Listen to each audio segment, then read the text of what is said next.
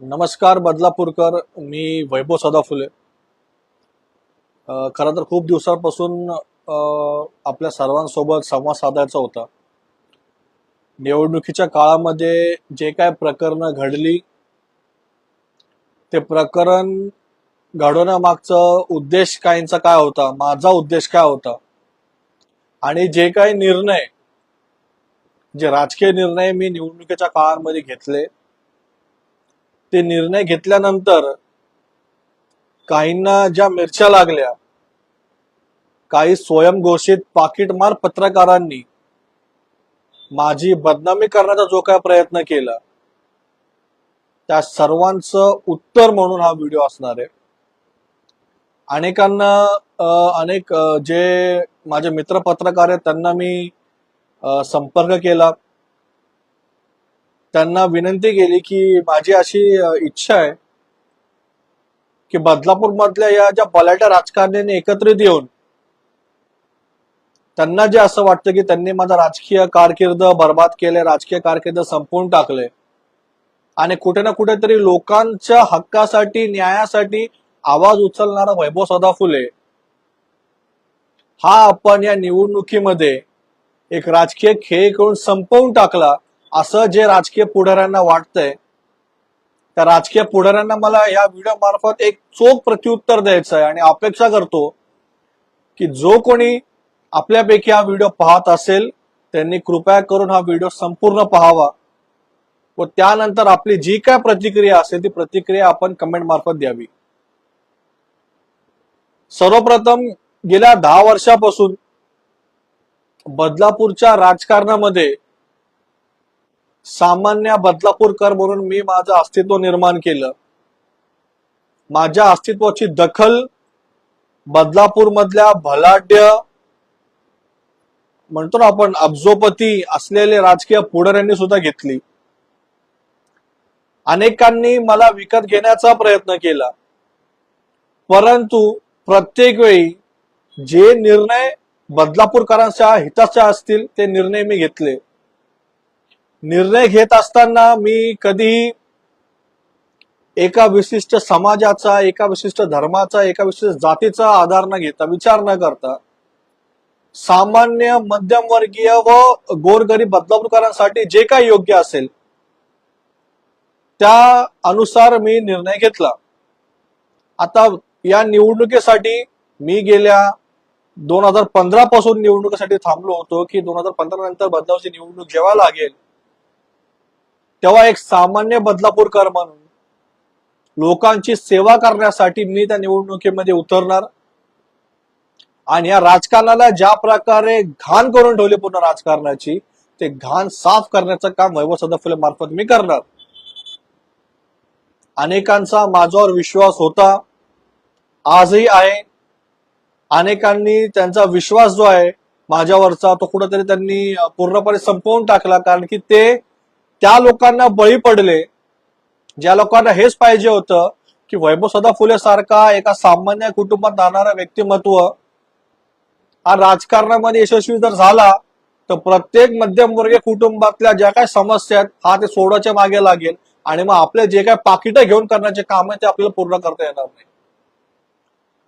2025च्या निवडणुकीनंतर आपण आज जर पाहत असाल तर विशेष करून मी ज्या विभागात राहतो ते म्हणजे हिंद्रपाडा असो, रमेशवाडी असो, बॅरेज रोड असो, मांजर्ली परिसर असो, बदलापूर पश्चिमचा हा जो परिसर आहे, या परिसरामध्ये आपण गेल्या हप्त्याभरापासून ऐकत असाल, आज हाणामारी झाली, उद्या ह्याचं डोकं फुलं, त्याचे मार, ह्यांनी माणसं आणली, त्यांनी माणसं आणली, नुसतं गुंडगिरी तिकडे चालू आहे. कसल्याच प्रकारचं पोलीस यंत्रणांची भीती इथं सध्या राहिलेली नाहीये. आणि माझा जो का मी निर्णय घेतला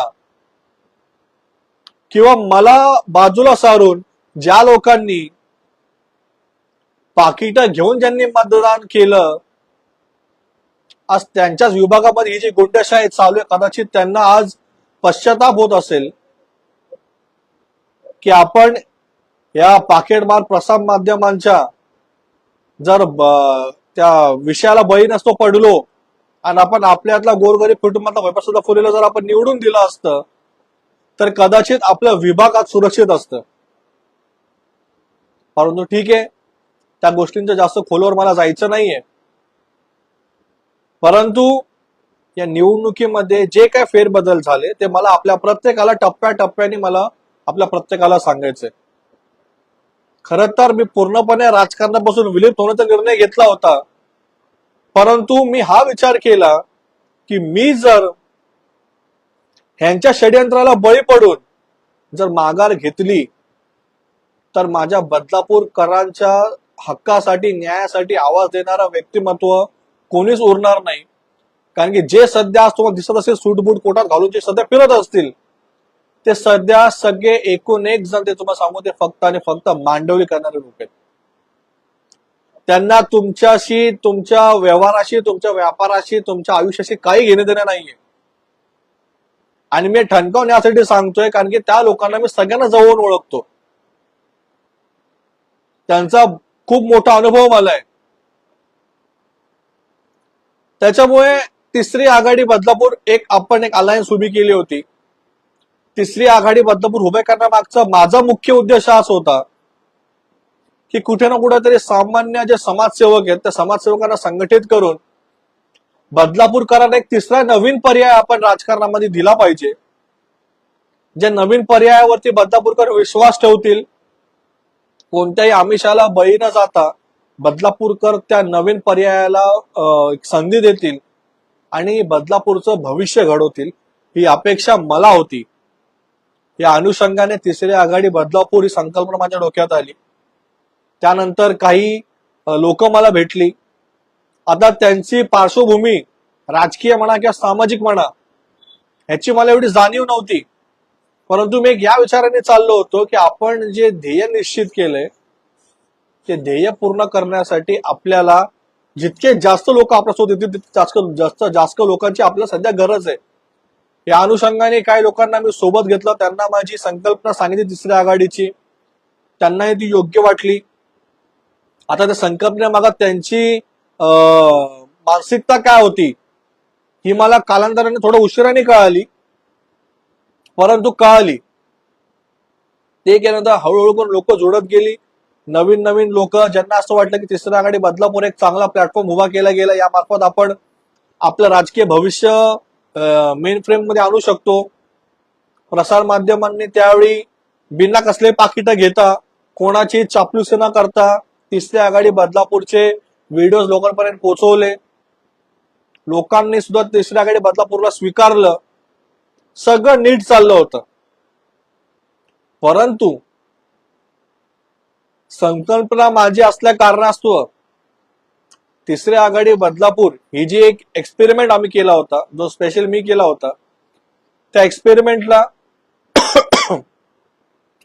कुठे एक चुकीचं मार्ग न मिळावा म्हणून काही आतमधल्या काही गोष्टीकडे मी खूप बारकाईने लक्ष देत होतो.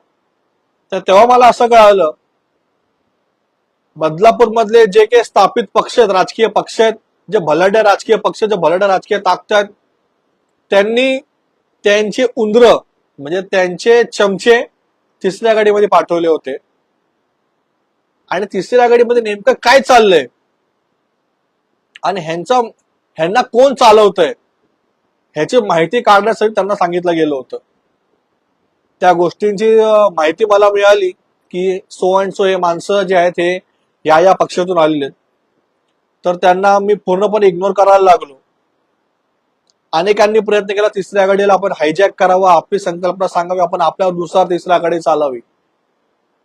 परंतु ती संकल्पना एवढी मोठी होती, ती संकल्पना लोकांनी स्वीकार केली होती आणि कुठेही त्या संकल्पनाचा चुकीचा हे होऊ नये, वापर होऊ नये या कारणास्तव काही कठोर निर्णय मला घ्यावे लागले त्या टायमिंगला आणि ते निर्णय मी घेतले. त्यानंतर शिवसेना उभाटाच्या अध्यक्षांचा आम्हाला फोन आला. त्यांनी तिसऱ्या आघाडीच्या काही पदाधिकाऱ्यांसंधी बोलणं केलं होतं की आपण एकत्रित लढूया, महाविकास आघाडीमार्फत आपण लढूयात. तर आम्ही म्हटलं महाविकास आघाडीमधले जे काही राजकीय पक्ष आहेत बाकीचे तुम्हाला सोडून, तर त्यांच्यासोबत आमचं काही जमत नाही, तर आम्ही तुमच्यासोबत युती करायला तयार आहोत. कारण की ठाकरे कुटुंबांचा इतिहास आम्हाला माहिती आहे चांगल्या प्रकारे. तर आमची अपेक्षा कुठे ना कुठे मराठी माणसांनी बदलापूरच्या एकत्रित यावं आणि निवडणूक मराठी माणसांची विरुद्ध बलाढ्य ताकदींची अशी व्हावी ही आमची माफक इच्छा होती. त्या कारणास्तव शिवसेना उभाटा सोबत आम्ही बैठका घेतल्या. त्यांच्या जिल्हाध्यक्षांनी आमचं आणि उद्धव साहेबांचं बोलणं करून दिलं. आमची उद्धव साहेबांसोबत भेट करून दिली. उद्धव साहेबांना आम्ही भेटलो. उद्धव साहेबांना आम्ही स्वतः शब्द दिला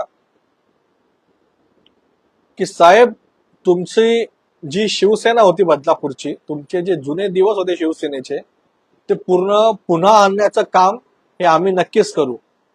हे शब्द उद्धव साहेबांना आम्ही दिला. त्यानंतर बदलापूर मध्ये आम्ही परतलो. आमची अपेक्षा अशी होती की शिवसेना उद्धव बाळासाहेब ठाकरे पक्षामार्फत आपण तिसऱ्या आघाडीचे उमेदवार जे आहेत आपले, हे फक्त निवडणूक लढणार होते. त्या पक्षामध्ये आमचा प्रवेश झाला नव्हता. त्या पक्षामार्फत आम्ही फक्त निवडणूक लढवणार होतो. कारण की राजकारण हे किती गलिच्छ याची जाणीव मला आधीपासून होती. आणि जर मी माझ्या सगळ्या उमेदवारांना जर ह्याच्यामध्ये विलीन केलं असतं एका पक्षामध्ये, तर कदाचित तिसरी आघाडी बदलापूरचं अस्तित्व पूर्णपणे संपलं असतं आणि ते मला संपवायचं नव्हतं. तर या अनुषंगाने आम्ही काय आमचे 7 उमेदवार उभाटा या पक्षाला दिले. त्या पक्षामार्फत आम्ही निवडणूक लढवण्याचा आम्ही निश्चय केला. आमची अपेक्षा ही होती की कुठे ना कुठेतरी एक बलवान व्यक्तिमत्व नगराध्यक्ष पदासाठी देण्यात यावं, जेणेकरून बदलापूरमध्ये हे जे घराण्याशाहीचे 2 उमेदवार उभे केले गेलेत, ह्यांना कुठे ना कुठेतरी आपल्याला जर ह्यांचा जर पराजय करायचा असेल तर आपल्याला कुठे ना कुठेतरी लोकांमध्ये आणि विचारधारा असलेलं व्यक्तिमत्व आणि ज्याच्याकडे एक विजन आहे आणि जो पूर्णपणे आपल्या सोबत राहील अशा एका व्यक्तीला उमेदवारी मिळावी अशी आमची माफक अपेक्षा होती. परंतु नगराध्यक्षचा फॉर्म भरण्याच्या शेवटच्या तारखेच्या शेवटच्या 10 मिनिटापर्यंत नगराध्यक्ष बदलण्यापर्यंतची भूमिका त्या उभाटा पक्षाच्या जिल्हाध्यक्षांची होती. माझ्या सहकारी मित्राला फोन सुद्धा आला गेला होता की तुम्ही या एका सदर व्यक्तीसंगती बोलणं करा, त्या सदर व्यक्तीला तयार करा, जेणेकरून तो सदर व्यक्ती जर नगराध्यक्ष पद आपल्यासोबत येण्यास तयार असेल त्याला आपण नगराध्यक्ष पदाची उमेदवारी देऊ. तर त्यावेळी मी हा विचार केला की ज्या पक्षावरती विश्वास ठेवून आपण आपले 7 उमेदवार त्यांना दिलेत, त्या पक्षाचा नगराध्यक्ष अजून त्यांना ठरवता येत नाहीये. कुठे ना कुठेतरी काही अंतर्गत एक म्हणतो आपण हे केलं जात आहे की कुठे ना कुठेतरी नगराध्यक्ष पदाचा उमेदवार स्लो करावा, एक ढिल्ला उमेदवार द्यावा किंवा जेणेकरून तो उमेदवार जास्त लोकांपर्यंत न जाता यावा, एक डमी उमेदवार द्यावा, जेणेकरून आपण जो उमेदवार देणार, जर आपण एक स्ट्रॉंग उमेदवार दिला असता उभाटा पक्षामार्फत, तर कदाचित दोघांचे जे 2 बलाढ्य पक्षाचे 2 घराण्याशाहीचे उमेदवार जे उभे होते त्यांना आपण एक चॅलेंजिंग फाईट दिली असती. पण काहींना असं नको होतं. म्हणजे ज्या पक्षाचे उमेदवार आम्ही स्वीकारले होते त्या पक्षातीलच काही लोकांना हे नको होतं की आपण त्यांना फाईट द्यावी. आता ह्याच्यामध्ये काही जातीय समीकरणं असतील किंवा काही धार्मिक समीकरणं असतील किंवा काही पाकिटांचे समीकरणं असतील, हे वेळ आल्यास मी नक्कीच स्पष्टपणे बोलेल.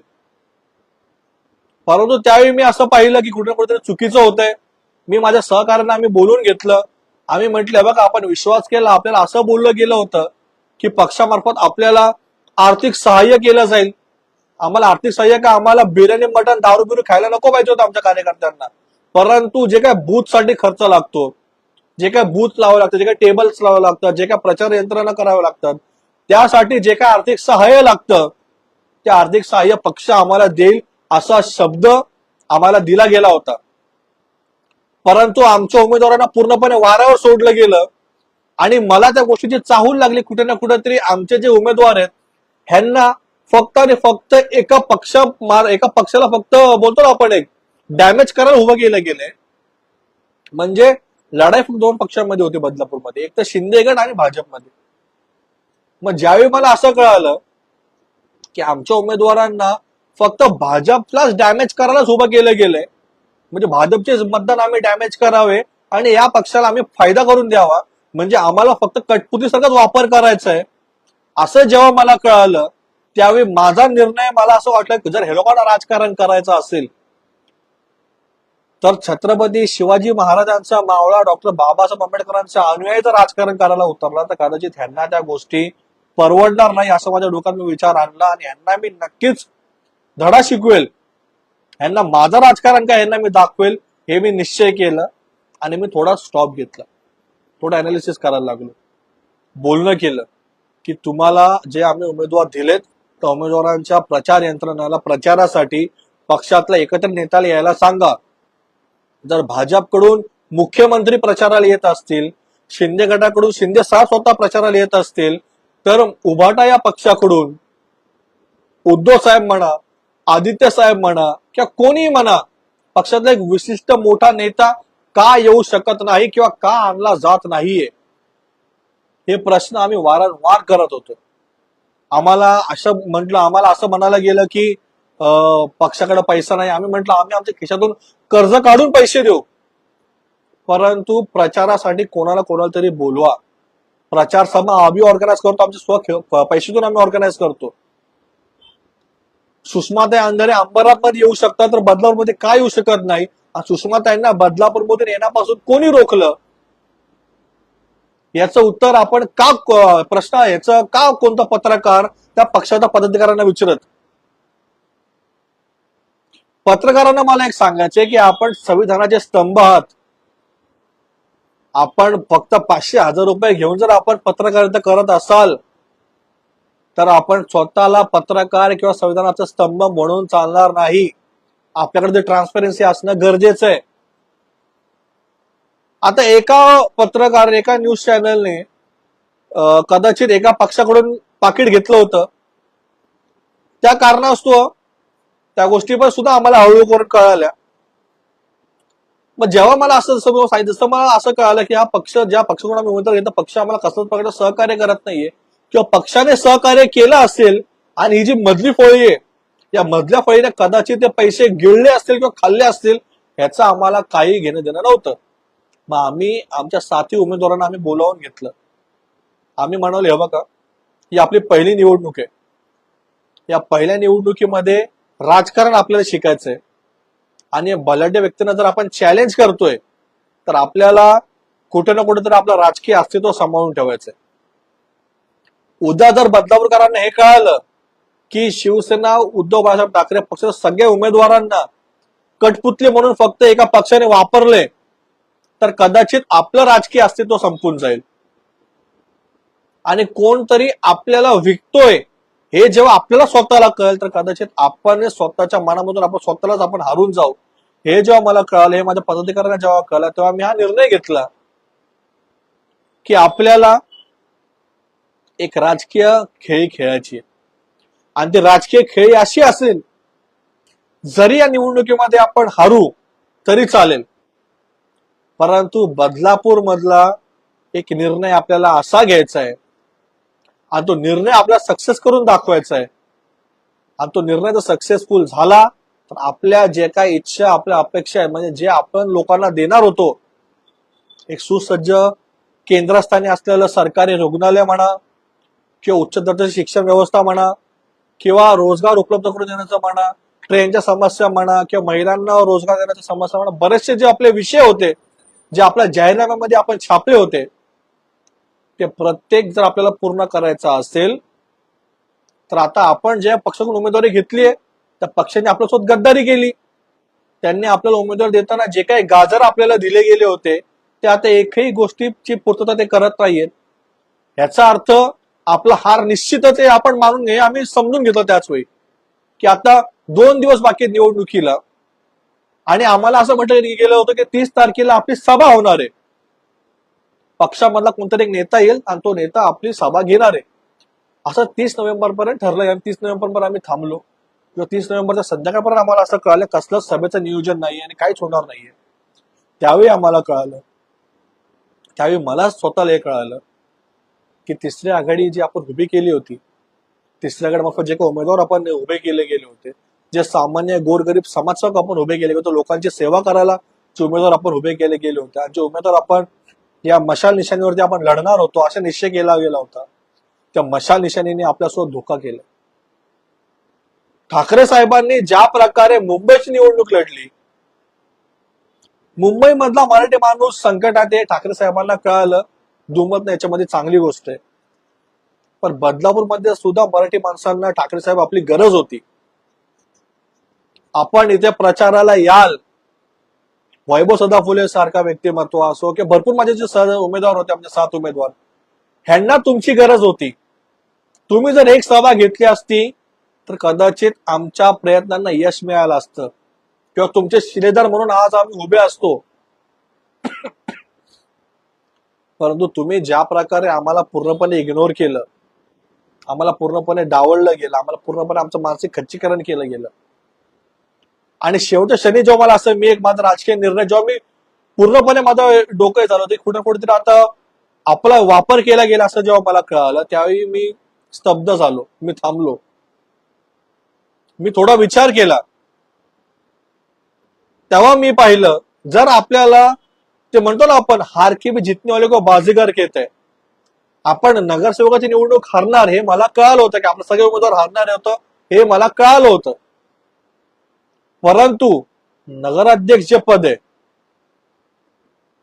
ते पदाचं राजकारण जर आपण केलं, म्हणजे त्या 2 उमेदवार जे होते, टोटल 5 उमेदवारांपैकी खरी लढाई फक्त दोघांमध्ये होती, हे संपूर्ण बदलापूरकरांना माहिती आहे. आणि महाविकास आघाडी मार्फत जो काही उमेदवार दिला गेला होता, त्याचा ना प्रचार ना काही एंड ऑफ द डे तो व्यक्ती, तो उमेदवार हरणार होता हे कन्फर्म होता. आणि त्या व्यक्तीने फक्त मत खावे यासाठीच त्याला फक्त उभं केलं गेलं होतं, हे मला पूर्णपणे कळालं. मी भावनिक राजकारण न करता थोडं स्टेबल झालो, विचार केला, थोडं माझं डोकं लावलं, तेव्हा मला हे कळालं की लढाई फक्त दोघांमध्ये. दोन्ही घराणेशाहीचे उमेदवार होते, दोन्ही बदलापूर मधल्या भलाट्या राजकीय पुढाऱ्यांच्या बायका होत्या. तर दोघांपैकी एकाला आम्हाला पाठिंबा देणं गरजेचं होतं. तर आम्ही एक विचार केला की कदाचित आपण उभाट्या पक्षामार्फत पाठिंबा देऊ शकत नाही, कारण की पक्षाचा प्रोटोकॉल असतो. परंतु तिसरी आघाडी बदलापूर जर आमच्या सोबत, जे सामान्यांची आघाडी होती तिसरी आघाडी, जर आमच्या सोबत जर कोणी चुकीचं वर्तन केलं असेल, जर आमचा वापर केला असेल, तर त्याचा बदला घेण्याचा पूर्णतः अधिकार संविधान आम्हाला देतो. त्या कारणास्तव ज्यांनी आमचा वापर केला ते जिथं मॅनेज होते तिकडे न जाता आम्ही ऑपोजिट डायरेक्शन मध्ये गेलो. तिकडे पण पाठिंबा देण्या अगोदर मी या व्हिडिओ मार्फत पुन्हा एकदा स्पष्टपणे या व्हिडिओ मार्फत सांगतोय, ज्या सध्याच्या नगराध्यक्ष मॅडम आहेत त्यांना पाठिंबा देण्या अगोदर निवडणुकीमध्ये आम्ही काय अटी ठेवल्या होत्या. जे आमचा जाहीरनामा आहे त्या जाहीरनाम्यावरती नगराध्यक्ष मॅडम पूर्ण जर निवडून आल्यात तर त्याच्यावरती कामं करतील, महिनाभरामध्ये त्याचा जाहीरनामा ते त्या घोषणा करतील, अशा अटी होत्या. म्हणजे सरकार केंद्रस्थानी बदलापूरच्या सरकारी रुग्णालय उच्च दर्जाचं निर्माण करण्यात यावं, ज्याच्यामध्ये गोरगरीब कुटुंबातील लोकांना हे उपचार मिळेल कमी किमतीत किंवा मोफत सुद्धा. शिक्षणाचा दर्जा जो खालवला त्याला वरती आणायचं होतं. प्रायव्हेट स्कूलला बाजूला सावरून सरकारी शाळांना मला सुधारायचं होतं. बदलापूरकर जे मरत ट्रेननी प्रवास करतायत त्यांना कुठे ना कुठेतरी एक चांगली रोजगारची सुविधा बदलामध्ये उपलब्ध करून द्यायची होती. या आमच्या अटी आम्ही त्या उमेदवारासमोर ठेवल्या आणि त्यांना आम्ही हे म्हणालो की तुम्हाला पाठिंबा देण्यामागचं आमचं मुख्य कारण या आमच्या अटी तुम्ही मान्य करा. जर तुम्ही अटी मान्य करत असाल तर आम्ही तुम्हाला जाहीर पाठिंबा देऊ तिसरी आघाडी बदलापूर मार्फत. आमच्या अटी मान्य केल्या गेल्या. ते आम्हाला स्वतः म्हणाले की नक्कीच हे सुद्धा आमचं हाच विचार, हेच विजन घेऊन आम्ही चाललोय. तर आम्हाला त्या गोष्टी पटल्या. तर आम्ही त्यानुसार 30 तारखेला जे आम्ही त्यांना पाठिंबा जाहीर केला प्रसार माध्यमांमार्फत. 30 तारखेला पाठिंबा जाहीर केला गेला तिसरी आघाडी बदलापूर मार्फत. जे जिल्हाध्यक्ष ज्यांना आम्ही सातत्याने फोन करायचो की आम्हाला आमच्या उमेदवारांना साथ सहकार्याची गरज आहे, थोडं काहीतरी मदत करा, सहकार्य करा, जे जिल्हाध्यक्ष फोन स्विच ऑफ ठेवायचे ते जिल्हाध्यक्ष 1 तारखेला सकाळीच माझं कार्यालय फोडायला सकाळीच उपलब्ध झाले बदलापूरमध्ये.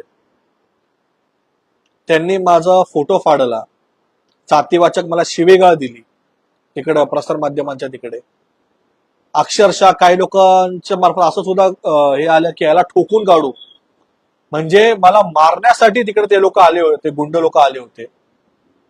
आणि त्यानंतर ज्यांना मी भाजपच्या नगराध्यक्ष उमेदवाराला पाठिंबा दिल्यामुळे मिरची जोमली, ते शहराध्यक्ष त्या ठिकाणी येऊन शिवसेना शिंदे गटाच्या उमेदवाराला, जे माझे प्रतिस्पर्धी उमेदवार होते, त्यांना प्रसार माध्यमांमार्फत खुल्यारित्या पाठिंबा देऊन जातात. त्यावेळी शिवसेना उद्धव बाळासाहेब ठाकरे पक्षातल्या एकाचाही स्वाभिमान जागा होत नाही की तुम्ही ज्या लोकांना गद्दार बोलायचे त्याच गद्दारांच्या पक्षातल्या तुमच्या शब्दातल्या त्या जे लोक ज्यांना तुम्ही गद्दार बोलता त्यांच्याच पक्षातल्या उमेदवाराला तुमचा शहराध्यक्ष पाठिंबा देतो जाहीररित्या, तेव्हा तुमचं स्वाभिमान कुठे गेलं होतं? माझं ऑफिस फोडायला तुम्ही आले, जर सांगून आले असते तर तुमचा चांगल्या प्रकारे तुमचा पाहुणचार केला असता. परंतु तुम्ही न सांगता आले, 15 मिनिटात तिकडून पळ काढला, गायब झाले. ठीक आहे, त्या गोष्टी झाल्या त्या झाल्या. दुश्मन तुमच्या, मला वैयक्तिक दुश्मन कोणासंग ठेवायची नाहीये. परंतु जर ज्या पक्षावरती मराठी माणूस विश्वास ठेवतोय तो पक्ष जर अशा प्रकारचं काम करत असेल तर कदाचित मराठी माणसानं गाफील न राहता विचार करणं गरजेचं आहे. माझ्या ऑफिसमध्ये बाबासाहेब आंबेडकरांची प्रतिमा होती, माझ्या ऑफिसमध्ये छत्रपती शिवरायांची प्रतिमा होती. तुम्ही माझ्या ऑफिसच्या गेटवरती लाता मारत होते बिनलाजासारखे.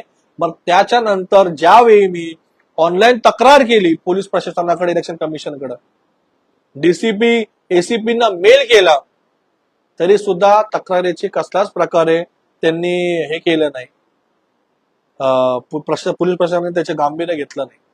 मी म्हणालो ठीक आहे, वेळ प्रत्येकाची येते, नक्कीच त्यांची सुद्धा वेळ येईल आणि त्यावेळी मी उत्तर द्यायला नक्कीच खंबीरपणे उभा राहील. ते दिवस गेले, ते झालं ते झालं. परंतु आम्ही ज्यांना पाठिंबा दिला होता त्या नगराध्यक्ष म्हणून निवडून आल्यात, त्यांना मला व्हिडिओ मार्फत सांगायचं आहे, दिलेला शब्द आपण पाळावा. आणि मी पुन्हा एकदा सांगतो, राजकारणामध्ये काही निर्णय जे घ्यावे लागतात तर ते निर्णय घेतल्यानंतर, जसं आपण मोदी भक्तांना बोलतो, मोदी मीडियाच्या भक्तांना बोलतो आपण की अरे भक्त भक्त विचार न करता कोणावरती पण आरोप करतात, तसं तुम्ही म्हणू नका. मी बीजेपी मध्ये सामील न झालोय, मी बीजेपीला पाठिंबा न दिलाय, मी बीजेपी विरुद्ध लढलोय. नगराध्यक्ष पदासाठी एक आम्हाला पाठिंबा द्यायचा होता, व्यक्ती म्हणून मी त्या व्यक्तीला पाठिंबा दिलाय. त्यानंतर काय स्वयंघोषित कुठून काय आले, जे स्वतः सरकारी कर्मचारी म्हणून पूर्ण आयुष्य घालवलं, सरकारी पेन्शन घेतल्या, लाखो रुपये घेतले, कधी समाजाचा विचार केला नाही, आणि नंतर मला न्याय शिकवायला लागले. माझं कुटुंब उद्ध्वस्त केलं समाजासाठी मी, त्यावेळी तुम्ही कुठे होता? माझं ऑफिस फोडलं गेलं, त्यावेळी तुम्ही कुठे होता?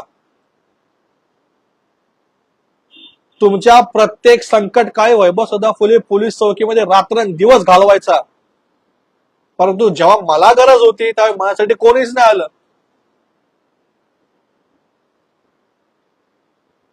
ह्यांचे मुलं कोणाचे झेंडे घेऊन नाचतील त्यांना चालतं. वैभव सदाफुले राजकीय निर्णय घेतात, तुम्हाला मिरच्या झोंबल्या. एक लक्षात ठेवा, मला कोणी विकत घेतलं नाही, कोणी घेऊ शकत नाही, कोणी मायकाला. मी बाबासाहेबांच्या विचारांवरती चालणारं व्यक्तिमत्व आहे. तुमचं विजन मिशन काय ते तुमचं तुम्ही ठेवा, माझं विजन मिशन काय ते माझं मला माहितीये, आणि त्यानुसार मी लढतोय, लढत राहणार. आज ज्या लोकांनी या प्रसार माध्यमांना बळी पडून ज्यांनी माझ्यावर तेव्हा विश्वास दाखवला आणि ज्या दुसऱ्या लोकांना निवडून दिलं, आज त्या विभागाची अवस्था आपण प्रत्येकाने पाहावी. आणि मला पूर्णपणे खात्री आहे, आता पुढे जेव्हा निवडणूक होती 2 वर्षानंतर यावा हो की 5 वर्षानंतर निवडणुका हवा बदलापूर नगरपालिकेची, त्यावेळी मी त्या विभागातल्या लोकांना प्रश्न करणार की तुम्ही 5 वर्षापूर्वी ज्या वैभव सदाफुलेला नाकारलं होतं, त्या वैभव सदाफुलेचा जर तुम्ही स्वीकार केला असता तर कदाचित ज्या 5 वर्षामध्ये त्या विभागात घडलं ते घडलं नसतं. आज विभागात पाणी नाहीये, गुन्हेगारी वाढलीये, आज तरुण पिढी नशेच्या आहारी जातीये, कोणाला काही घेणं देणं नाहीये.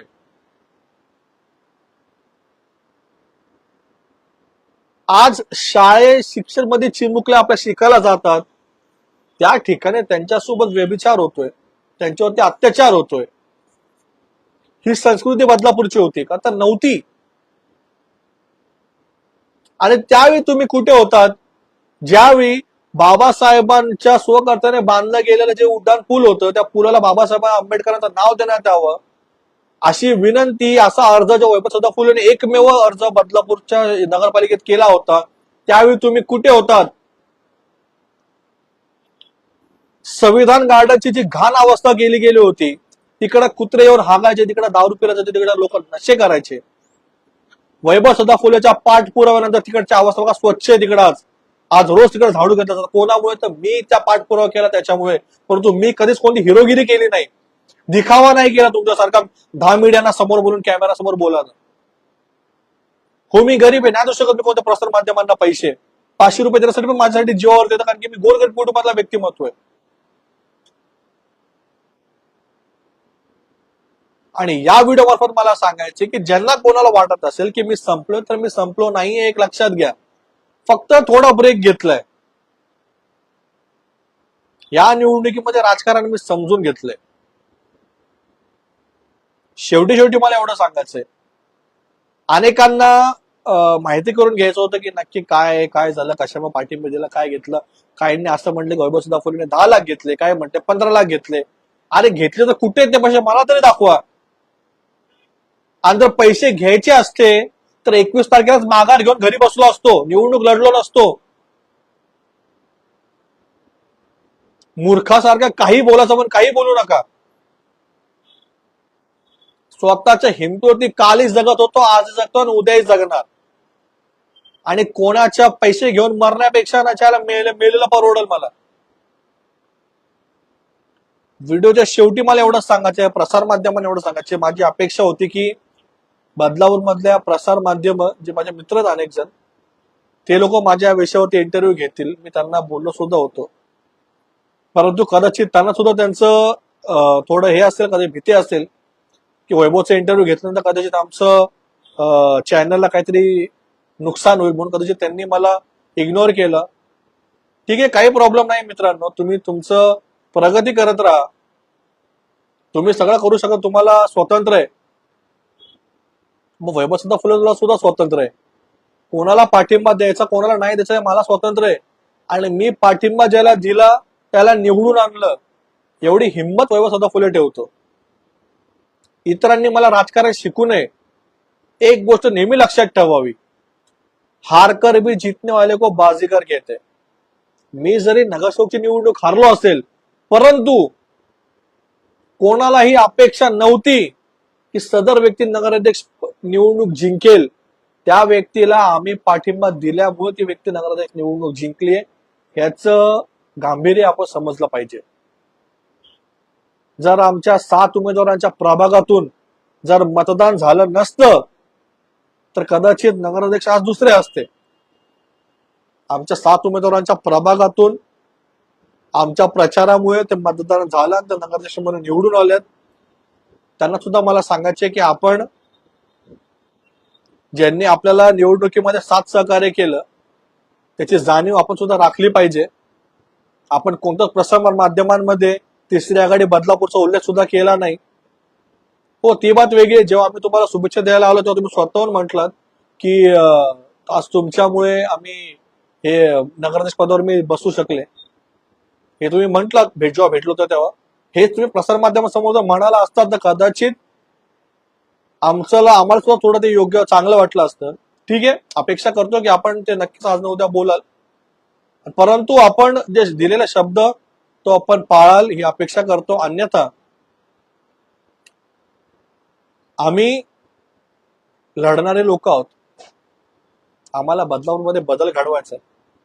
जर तो बदल आपल्याकडून जर घडत नसेल तर आपल्या विरोधात बोलायला सुद्धा आम्ही कमी पडणार नाही. आणि जेव्हा वैभव सदाफुले बोलायला लागेल त्याचा इम्पॅक्ट कसा पडतो हे तुम्ही बाकीच्यांना विचारू शकता. तुम्हाला सुद्धा त्या गोष्टींचं भरपूर नॉलेज आहेच. एवढंच बोलून मैं 2 शब्द में संपवतो. जय भीम, जय शिवराय, जय महाराष्ट्र.